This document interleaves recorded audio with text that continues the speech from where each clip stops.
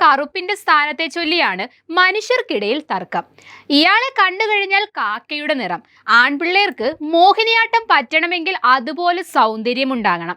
നൃത്തത്തെ ഉപാസിക്കുന്ന ഒരാളുടെ വായിൽ നിന്നാണോ ഇത്രയും മോശം വാക്കുകൾ വന്നതെന്ന് ആരും ചോദിച്ചു പോകും വിധമായിരുന്നു കഴിഞ്ഞ ദിവസം കലാമണ്ഡലം സത്യഭാമയുടെ പ്രതികരണം. ഒരിക്കൽ താൻ പറഞ്ഞതിനെ വീണ്ടും വീണ്ടും സത്യഭാമ ന്യായീകരിക്കുന്നതും കേരളം കണ്ടു.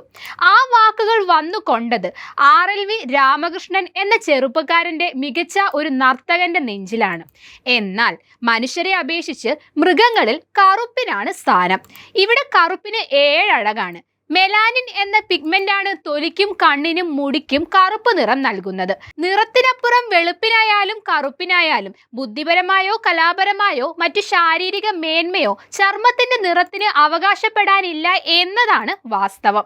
കറുപ്പിനോടുള്ള ഇഷ്ടം കൂടി കരിങ്കുരങ്ങ് രസായനം പോലുള്ള അശാസ്ത്രീയതയും അന്ധവിശ്വാസങ്ങളും സമൂഹത്തിൽ ഇന്ന് നിലനിൽക്കുന്നുണ്ട്.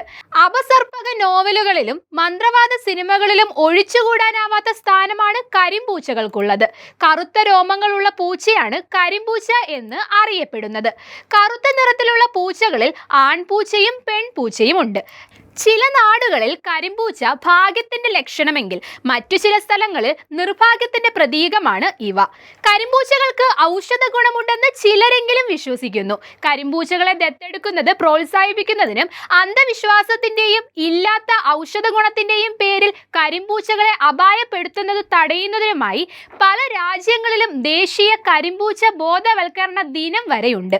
മേളപ്പെരുക്കത്തിന്റെ അകമ്പടിയോടെ നെറ്റിപ്പട്ടം ചാർത്തി തിടമ്പേറ്റി വരുന്ന കരിവീരന്മാരില്ലാത്ത ഉത്സവകാലം മലയാളികൾക്ക് ചിന്തിക്കാനേ കഴിയില്ല. കലർപ്പില്ലാത്ത എണ്ണ കറുപ്പിനാണ് ആനകൾക്കിടയിൽ പ്രിയം. ഈ നിറഭേദങ്ങളിലെ പ്രിയവും അപ്രിയവും മനുഷ്യർക്കിടയിൽ എങ്ങനെയാണ് കടന്നുകൂടിയത്? അട്ടപ്പാടിയിലെ ആദിവാസികൾക്കിടയിൽ പ്രചാരത്തിലുള്ളതാണ് അട്ടപ്പാടി ബ്ലാക്ക് എന്നറിയപ്പെടുന്ന കറുത്ത ഇനം ആട്. അട്ടപ്പാടി കരിയാടുകൾ എന്നും ഇവ അറിയപ്പെടുന്നുണ്ട്. ചെമ്പൻ കണ്ണും കറുത്ത ശരീരവും ഇടത്തരം ചെവികളുമുള്ള ഇത്തരം ആടുകൾക്ക് കമ്പോളത്തിൽ പ്രിയമേറെയാണ്. ഏകദേശം 10,000-ൽ താഴെ മാത്രം ആടുകളെ ഇപ്പോൾ ഈ മേഖലയിലുള്ളൂ. ഇതിനെ കേരളത്തിന്റെ തനത് ജനുസായി അംഗീകരിച്ചിട്ടുമുണ്ട്. തനത് അട്ടപ്പാടി ഇനത്തിനെ സംരക്ഷിക്കുന്നതിനായി മണ്ണൂത്തി വെറ്റിനറി യൂണിവേഴ്സിറ്റി ഫാമിലും അട്ടപ്പാടിയിലുള്ള സർക്കാർ ഫാമിലും ഇവയെ വളർത്തുന്നുമുണ്ട്.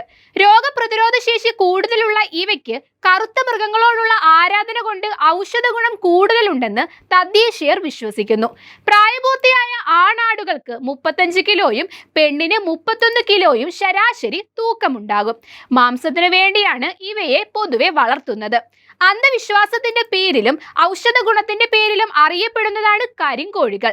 നാട്ടിൻപുറങ്ങളിൽ കറുത്ത രൂപത്തോടു കൂടിയ എന്നാൽ ചുവന്ന ആടയും പൂവും വെള്ളയും മഞ്ഞയും നിറത്തിലുള്ള കാലുകളും ഉള്ളതുമായ കോഴികളെ കാണാൻ സാധിക്കും. ഇത് കറുപ്പ് നിറമെങ്കിലും കരിങ്കോഴികളല്ല. ശരിയായ കരിങ്കോഴികൾ മധ്യപ്രദേശിലെ ഗോത്രവർഗക്കാർ വളർത്തിയിരുന്ന കടക്നാഥ് എന്ന ഇനമാണ്. ഇതിന്റെ മാംസം ഉൾപ്പെടെ ശരീരം പൂർണ്ണമായും കറുപ്പ് നിറത്തിലാണ്. മാംസത്തിന്റെ പ്രോട്ടീന്റെ അളവ് കൂടുതലും കൊഴുപ്പ് കുറവുമാണ്. Vitamin B complex, niacin, D, E, ഇരുമ്പിന്റെ അംശം എന്നിവ ഇവയിൽ കൂടുതലാണ്. ശരീരം കറുപ്പാണെങ്കിലും രക്തം ചുവപ്പാണ്. മുട്ട കറുത്തതല്ല, ഇളം തവിട്ട് നിറത്തിലുള്ളതാണ്. ഇങ്ങനെയൊക്കെയാണെങ്കിലും കറുത്ത പശുവിന് വലിയ ഡിമാൻഡ് ഇല്ല. എന്നാൽ കറുപ്പും വെളുപ്പും നിറത്തിലുള്ള പശുക്കൾക്ക് പ്രിയമുണ്ട് താനും. ഇത്തരം നിറഭേദങ്ങളുടെ തരംതിരിപ്പ് എങ്ങനെ രൂപപ്പെട്ടാലും ഒന്നോർത്ത് ആശ്വസിക്കാം. പുറം വെളുത്താലും കറുത്താലും അകം ചുവപ്പാണെന്ന്.